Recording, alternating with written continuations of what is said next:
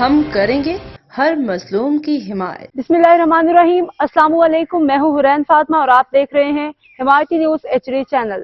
نظر ڈالتے ہیں آج کی اہم خبروں پر۔ ملک بھر کی طرح جشن عید میلاد النبی صلی اللہ علیہ وآلہ وسلم سرکار کی آمد کے سلسلے میں چوہن سے بھی جلوس نکالا گیا۔ زیر قیادت پیر طریقت رہبر شریعت حضرت پیر سید محمد رضا حیدر بخاری القادری زیب سجادہ نشین آستان عالیہ سید آباد شریف۔